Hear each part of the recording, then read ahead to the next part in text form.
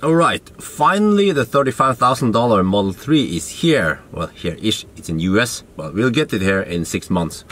So if you look here on the website, you see that you have lots of new options here. And in this video, I will talk about what are these options, and I will also talk about range, and we'll try to guide you into what you should buy, because I think many people who will watch the video here, they're looking into buying a Tesla Model 3 or maybe a Kona, Niro, or whatever. So, right, I will not talk too much about this page right now because you guys probably seen it in other videos. What I will do is show you the table here I made. So, we have the price in the US, and I also estimated the price. The red number here is an estimated number based on the long range and the performance. So it seems to be a 9-to-1 ratio.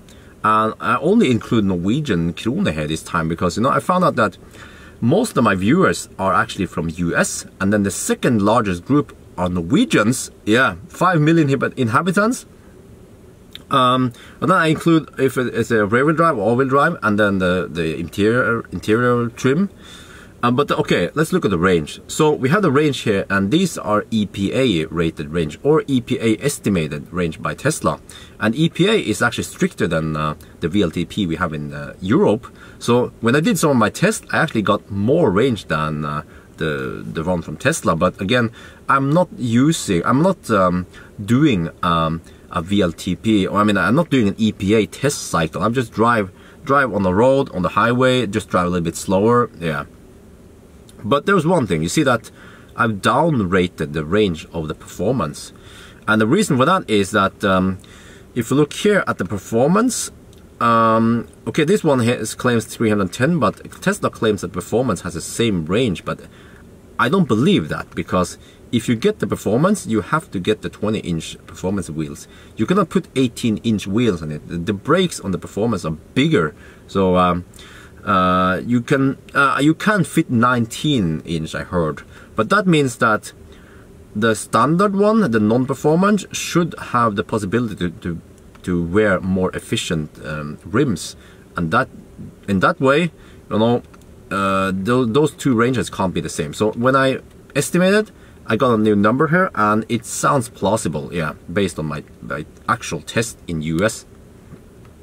And then I made a column here, which is just range per price. I mean, like how much range you get for the bucks, and these numbers are more or less the same except for the long range rear wheel drive. That one has the best, and obviously performance has the worst range for the money. And then in comparison, I tried to calculate for Kona. Kona was about 8 something, yeah. So Kona has about the same price as the standard Plus, but then has the same range, a similar range as the long range dual motor or something. Yeah. Oh, sorry for that. I'm a little bit sick. Yeah, I'm constantly sick. And then, okay, let's look at something else here. What about the range in winter? Because that's important for many people. So in winter, I just had to set a factor. You see down here is a 0.8 factor, which is this drop in range based on a typical winter. But the winter can be so variable. You can have harsh winter or mild winter. But then you have this range which is lower. But again, this is only useful if you drive with a full pack, if you charge 100% and then drive it down to 0. So in the next column here, I included the charging rate to, I mean, the range at 70%. And this one is relevant if you would travel from supercharger to supercharger on a long trip, because yes, ideally you can charge to about 50%. That's when it goes fastest, at least for the long range battery. But then you have to charge more often. So I found out that charging to about 60-70% seems to be the best break point, or the best balance between not having too many charging stops versus, you know, the tapering of the charging. So 70% range is also relevant for many people again. And then on the next column you see a 70% range in winter. Yeah, so if you're leaping between superchargers during winter, this is the range you have to expect. And then I'll come back to this soon, what the heck this is about. So, and then on the next column here you have the 70% range if you're doing highway speed. but still in summer though. So yeah, let's say you're hammering down the Swedish coast in the summer, you know, what kind of range can you expect then? And then this so-called highway speed in Norway, highway speed in Norway is 80 kilometers per hour, but at least for the rest of the planet, highway speed is more like 120 kilometers per hour, which is about 75 miles per hour. And then the last column here is more or less like a worst case, which is the range, 70% range at the highway speed in winter. Yeah. And then, okay, so you get all these numbers and you see, okay, you have also a little, I explain a little bit down here what it means, these factors. So I found out that on the highway you have a 0.75 factor only. But if you look here at supercharge info, we have so many superchargers throughout Europe. And let me see, so if you take the worst case now, the standard range, if you charge it to 70% in winter and you hammer it at 120 kilometers per hour, you can do 150 kilometers. And then let's try to find a place. Okay, if you zoom in a bit, it seems like from here, from Kungsbacka, no, Kungälv, I always mix these two.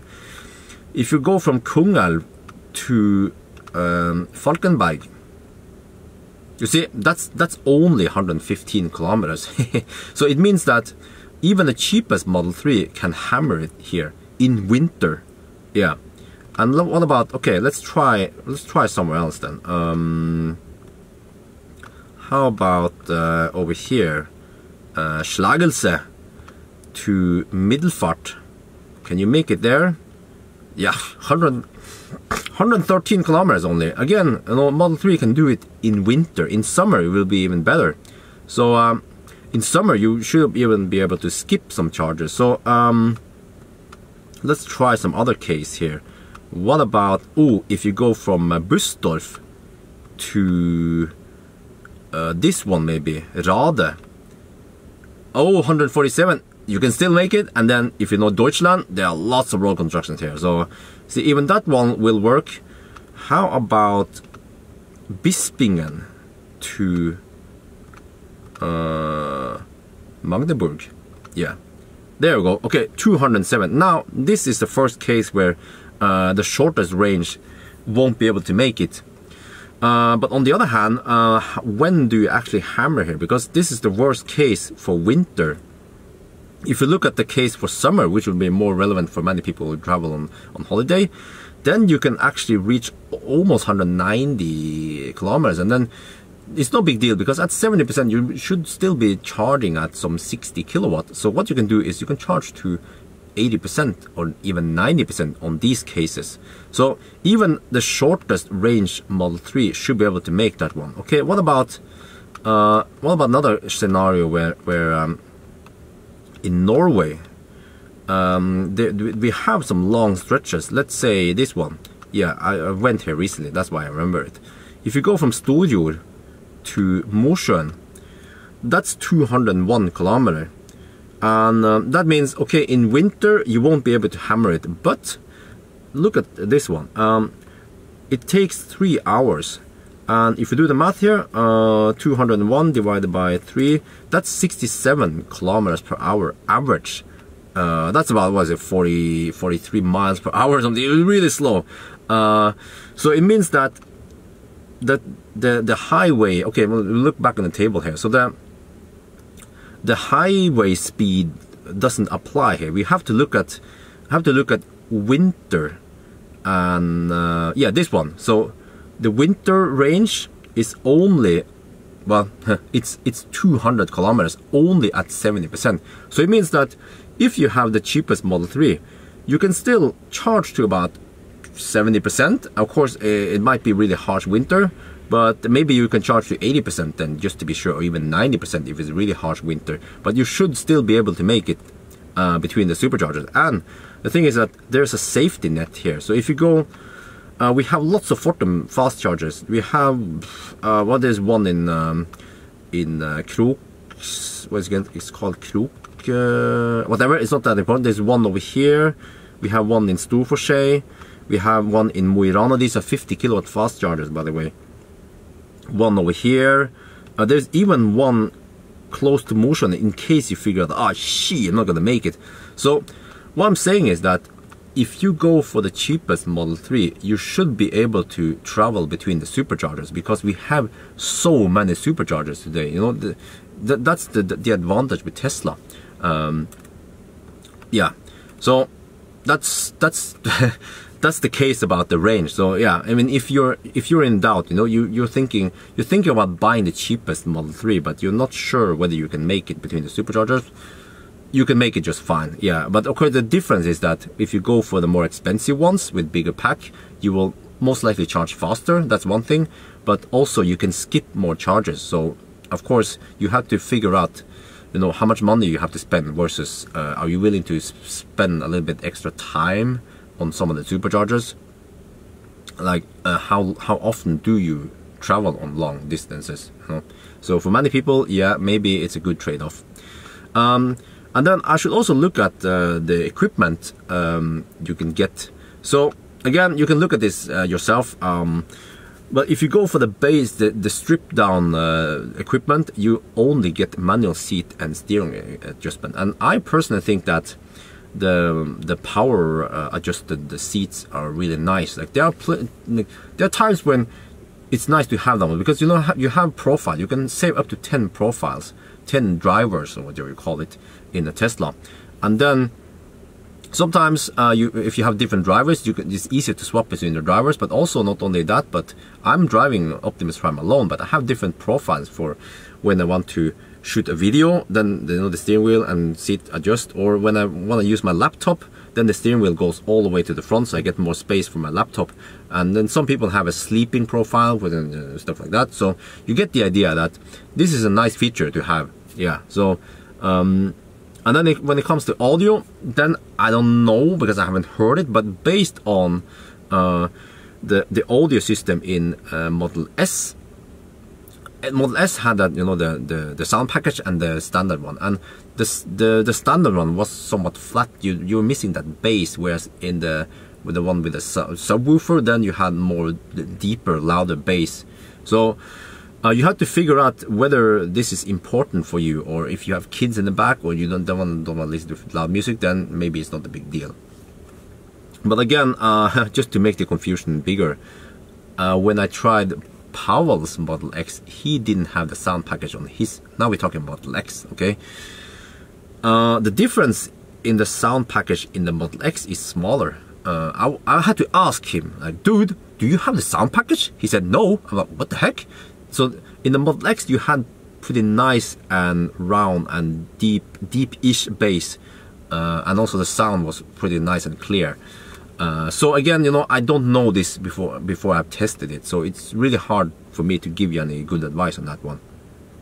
But one thing I should say though is that the center console that you see, if you go for the partial premium, you will get that that USB docking for 2 smartphones. When I used that car, when I tested the car in US, I really didn't use that one. So let me show you here. So if you have the premium package, you can see it here in the picture. It's this, you get some extra lid and you get some nice stand or whatever there. And then if you don't get them and you go for the stripped down, the standard interior, then it's just an opening there.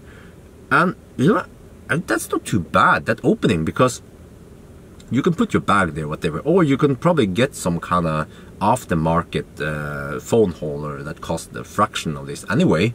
So again, should you get that the base model, or should you pay a little bit extra for the partial premium? I would say that if I had the money, I mean, if I had to buy a Model 3, I would try to stretch my economy to get the partial premium, because not only do you get that extra adjustable seat, like I mentioned, and also that's extra space. I mean, for the phone holder, it's not a disadvantage. But you also get more range. So that's the thing. So if you go back to the table here, you see that instead of 354, you get 386. So that's 30 kilometer extra range, and that could be priceless. So I'll say go for that one if you can afford it. If not, then of course go for the base model. And then when it comes to the other trims, like mid-range, then it just depends on how deep your pocket is. But I should point out that, you know, the long range rear-wheel drive has more range than the all-wheel drive. But which one should you go for? If you live in Denmark or Netherlands or places where you don't have too much snow, then I would say that go for the rear-wheel drive. You don't really need that extra traction that the all-wheel drive gives you. But for Norwegians, all-wheel drive is gold. I've driven the rear-wheel drive, the Millennium Falcon before, and I feel like the rear-wheel drive, when it's slippery, I'm not as nimble as with this one, the all-wheel drive, because of course you want to be able to brake fast enough, but just having that extra acceleration when you are in a roundabout, you just want to go fast. With the rear-wheel drive or front-wheel drive, you kind of spin sometimes, and also when you want to hammer someone, I mean, overtake, or hammering. Actually, hammering means many things, but when you want to overtake someone and it's a bit slippery, then just having that extra traction, but of course still keeping in mind that you have to brake fast enough, is still very nice to have. And also, of course, main reason is when you go steep uphill or when you have deep snow, then the all-wheel drive is priceless. So Norwegians should try to get the all-wheel drive if you can afford it. Yeah. But of course, if you live again in Denmark or whatever, then maybe range is more important for you, because you will be able to drive faster. So then try to go for the best range. Yeah. And then should I say something about whether you should go for performance or not? Okay. If I would, so it's just the neighbor's dog barking, not the neighbor barking. So should you get the performance or not? Well, you know, the difference between the performance and the non-performance is not that great. You get higher top speed and all that, but hey, that's enough, right, doggy? Sorry for that. Yeah. But okay. So if I would win a Model 3 for free, then I would probably get the performance. Yeah, I would still drive around. I wouldn't get the performance and sell it. I would just get the performance because I'm a speed demon. I love speed. But if I had to pay for it, then there's a different story, because that extra price for the performance, in my opinion, isn't worth it, because you get also the problem with the performance, like I mentioned, you have more noise, you have bigger, you don't have bigger wheels, you have slightly less comfort. So again, I mean, if I would get a performance, I would probably try to fit 18-inch wheels on it. I mean, sorry, not 18, 19-inch. Yeah, 19 will fit, 18 will probably not fit. But of course, you want to take on the track, maybe you want the wider 19-inch then. Yeah. And then, okay, let me look more here. So when it comes to exterior, you have these colors, right, available. The black is the free one, and then you have to pay extra for the other ones. And no, regardless of which color you go for, when you go for the more expensive one, you get a thicker paint. But even if I got a pearl white or a multicolored red, I would still apply some paint protection, like D-Tech or whatever, ceramic coating or whatever, because you want to make that car look shiny, and also that protection will like it happened to my car. You know, someone scratched my car. Someone was probably careless at some shopping center or whatever. So I never caught who the heck that was. I had a little scratch, but fortunately I had D-Tech, and then when I went to Pit Stop Bilplay, they removed parts of that some kind of clear coating protection, which is the D-Tech, not the clear coat on the actual paint, original paint. So they removed that protection and then applied new one, and the the scratches were almost gone. Yeah, it was somewhat deep, but you see, you can protect the paint by using some paint protection film. So what I'm saying is that even if you go for the black one, then you should consider some kind of paint protection anyway. So don't choose color based on you know, the paint paint durability. Yeah, that's what I'm saying. And then I should also mention a little bit, I was talking about this before, interior. Okay, if you go for the all black, then that's included, and if you go for the white one, then you get the white seats, which is awesome.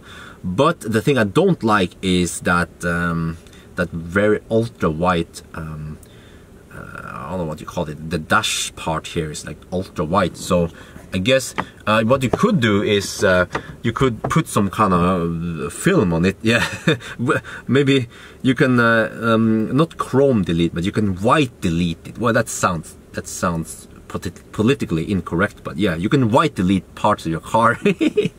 Yeah.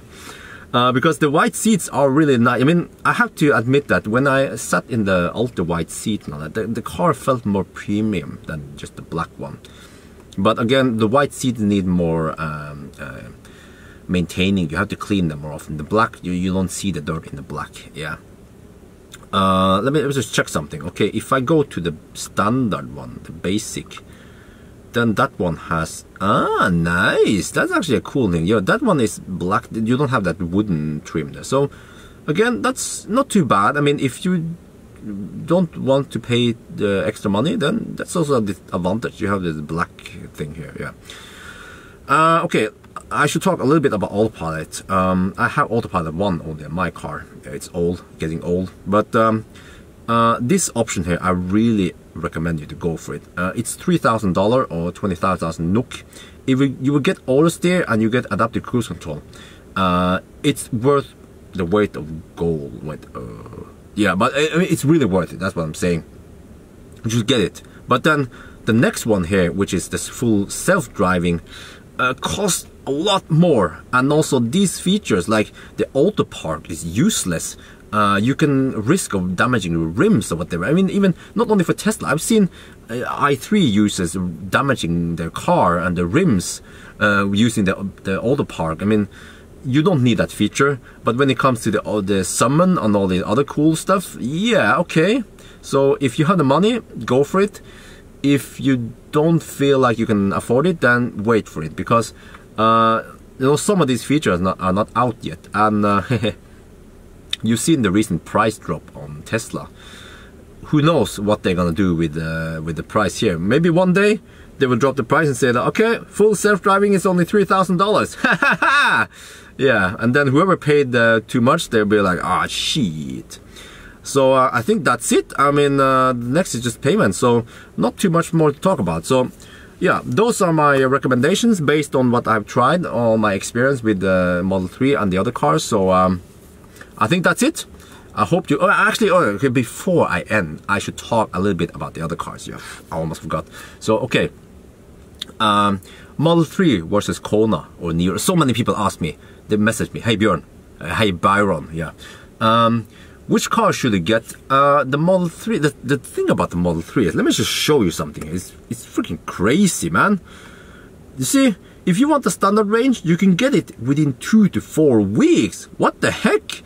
I mean, sometimes if you crash the car, it will be faster to just order a new one rather than trying to get it repaired, right?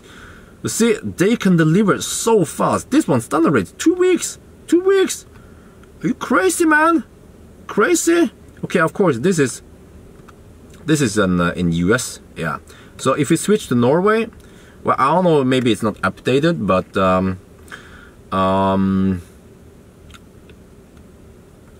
okay, they say estimated, this is Viking language, estimated delivery in March, or we are in March now, okay, but my point is that Tesla can deliver fast.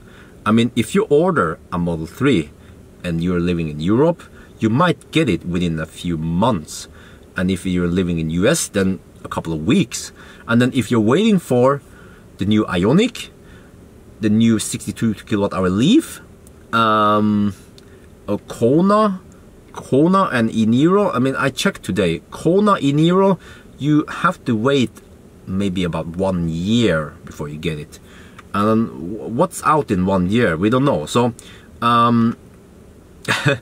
yeah, I mean, how do I put this without getting too many hate comments here? But getting a Model 3 might be the best deal for you right now, because these other cars, you have to wait a long time. And of course, you can try to find a second-hand, Kona on Finn, but people overprice them. So if you buy a new one, okay, in the beginning they overprice them a lot. Like Kona is about 330,000 NOK. 335, I think, and people try to sell them for 400,000 NOK. But now it seems like they realize, okay, the people are not gonna. So now you might have to pay maybe 350 to get one. Yeah. So you can do that, of course. Get one of these. But okay, I should mention something, that the problem with the Model 3 is that it seems to be somewhat noisy compared to Kona, e-Niro, whatever. And also Model 3 has that sedan opening. It doesn't have that hatch opening. And when I tried the banana box test, I only managed to fit in 17 banana boxes. I have to end this video soon and get some rest. But e-Niro managed to get, oh, how many was it again? But okay, Model 3, 17, right? I have a spreadsheet here. I'm not gonna share with you guys yet. But let me just quickly look up here. Okay. So e-Niro was able to swallow 22. That's a lot more. So if you really want the space, and if you don't care too much about the efficiency and the supercharger network, then go for e-Niro. It has the superb space. And then as for Kona, it actually has slightly less space than Model 3. Yeah. And then as for the other cars, like the new Nissan Leaf, well, we don't know yet when it will be out. But the problem with the Leaf is that it's so expensive. They price it at almost, well, 400,000 NOK. So for 400,000, you can get a long-range rear-wheel drive. Yeah. And again, yeah, of course, if you can afford it, if you go for the all-wheel drive, then you have all-wheel drive. You don't have all-wheel drive on the other cars in the same price range. And you know what? If you even spec up if you spec up an i3, the 120 amp hour, the 44 kilowatt hour i3, it will be 400,000 NOK. If you spec up an e-Golf to the maximum, it's also more than 400,000 NOK. And those cars have they have almost half the range of a Model 3, and they can't even charge at HPCs. So to me now, buying an i3, a brand spanking new i3 or an e-Golf is almost stupid. Yeah, why would you buy those cars when Model 3, the cheap Model 3s are out? Because that has been, there are mainly two arguments against Model 3 until now, which is that availability, when the heck is going to be here in Europe, we none of us knew. Now they are coming in big waves. Lots of Model 3s are coming in, and you can get them cheaper now, the lower one. And I like I have proven earlier now, is that even if you go for the cheapest Model 3 or the second to cheapest one, you can still drive it on long trip. You can drive from Oslo to Rome, or Oslo to Paris, or wherever you want to go where you have the supercharging network. Yeah, so I think that'll be it. A long ass video. Sorry for a long video.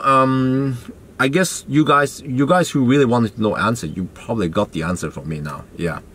So I think that's it. Yeah, I hope this video was useful for you. So as always, thank you for watching, and talk to you later.